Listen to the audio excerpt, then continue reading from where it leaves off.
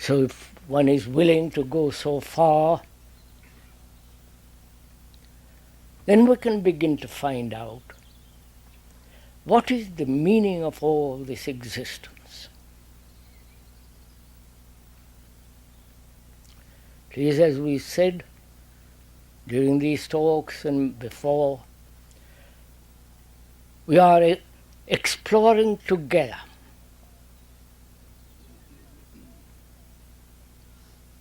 We are sharing our explorations together, because there is no authority. Though the speaker sits on a platform because it's convenient, people can see, the platform doesn't give him any authority. And he doesn't accept any authority. So, we are together, and we mean together. Explore and find out for ourselves together if there is any meaning to life at all,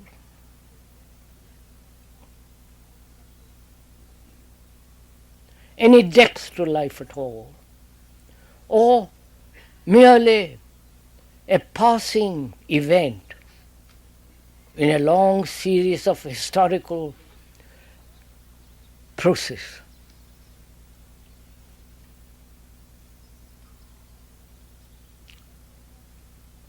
So, to explore in any field, there must be freedom. Freedom to examine, so that in that very examination there is no distortion.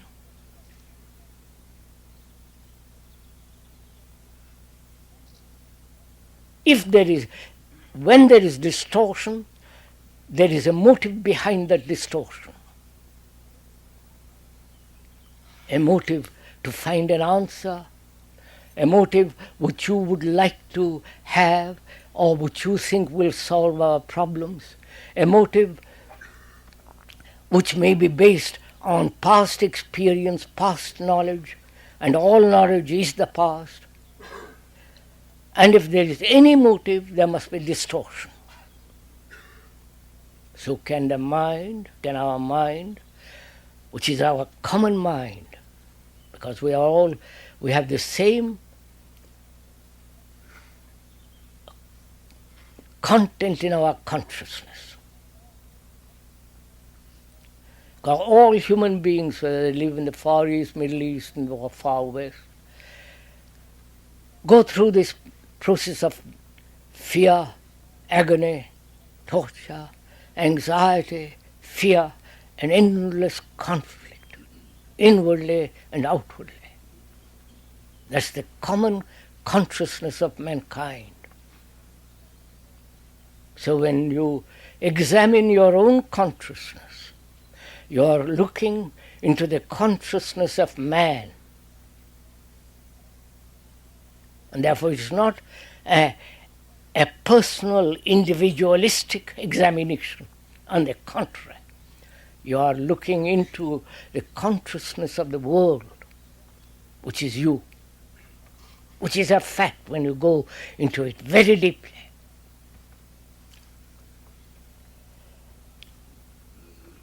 So a mind that is free,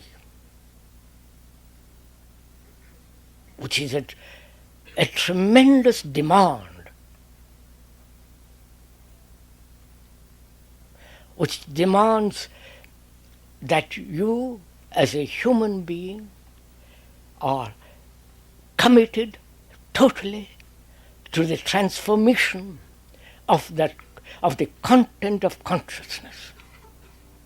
Because the content make the consciousness.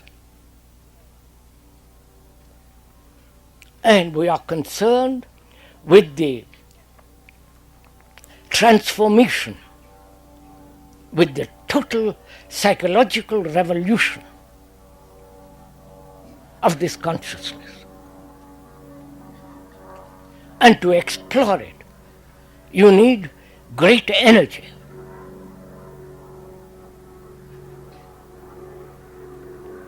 And that energy comes into being when there is no dissipation of energy. One dissipates through trying to overcome what is, to deny what is, to escape from what is, or to say I will, or analyze what is. Because the analyzer, as we said during all these many talks for many years, the analyzer is the analyzed. Analyzer is not different from that which he analyzes. When you are envious or angry or greedy, whatever it is, when you analyze the process of greed, the analyzer is himself greed. That which he analyzes is not separate from him. And this is a fundamental reality.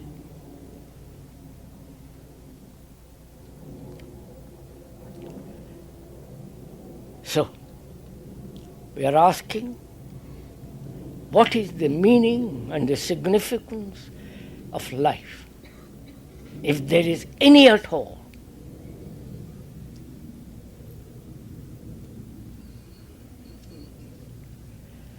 If we say there is, you have already committed yourself to something.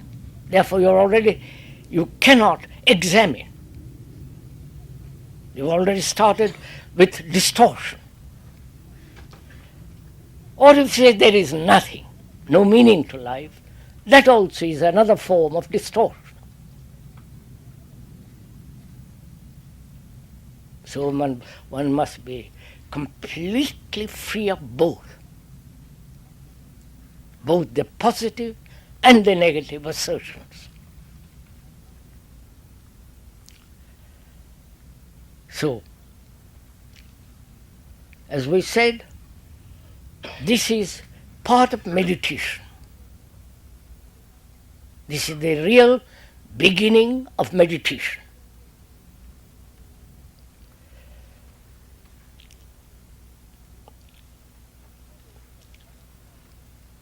The gurus that come over to this country from India and are springing up all over the world, like so many mushrooms, they have brought to this world great many meanings.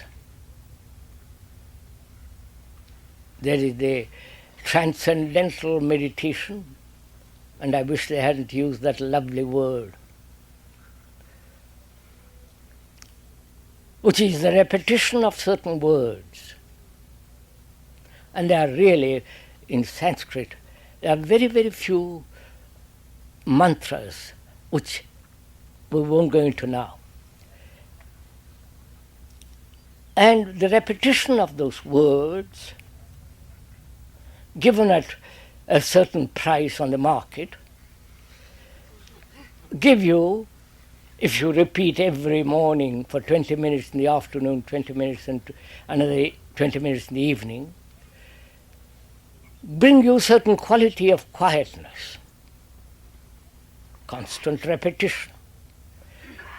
You can just as well repeat Ave Maria or Coca-Cola or any other mechanical repetition. It will certainly give you a certain quality of quietness. But this is mechanistic quietness,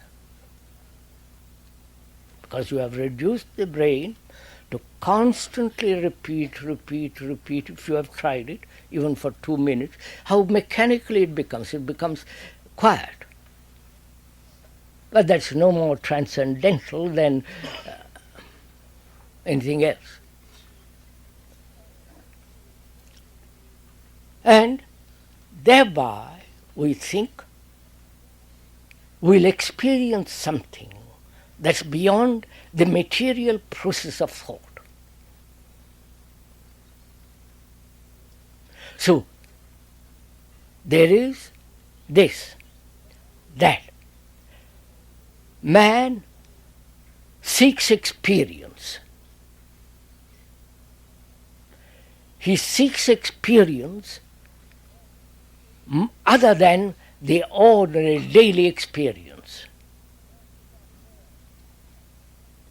We are bored or tired or fed up with all the experiences we have of life, and we hope to capture some experience which is not the product of thought.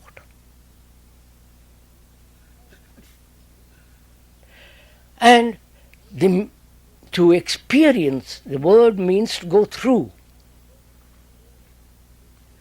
To go through with anything and end it, not remember it and carry it on. But we don't do that. To recognize an experience, you must have already known it. Otherwise, it's not new experience. So a mind that demands experience, please listen to this, more other than the mere physical, psychological, everyday experience, that demands something far greater and above all this.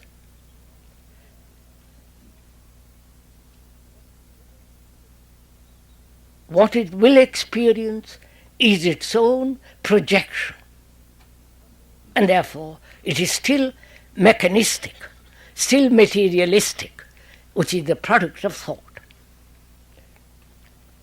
So, when you do not demand any experience, when there is no distortion and therefore no illusion, and one has understood the whole meaning of desire, which we went into many times during these and other talks, which is sensation plus thought is desire with its image. And so, desire is also a distortion when in the process of examination. I hope you are following all this.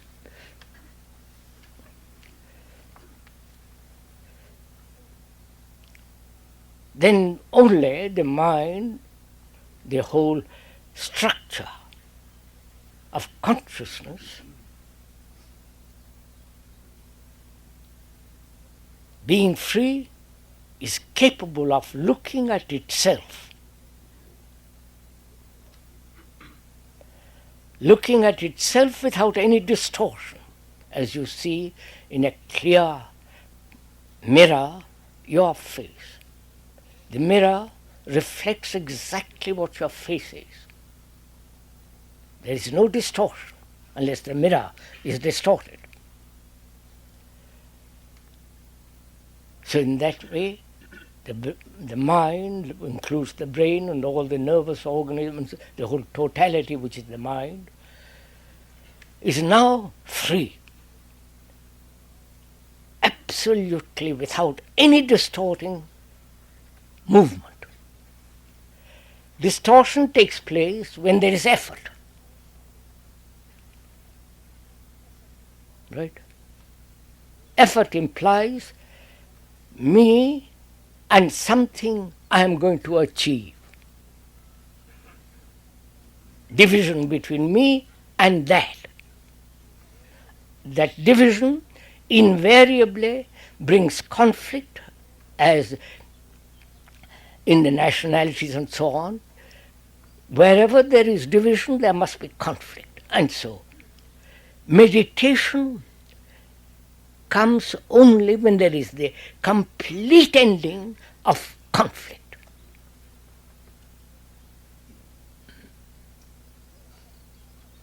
Therefore, every other form of meditation where there is effort, practice, control, has no meaning.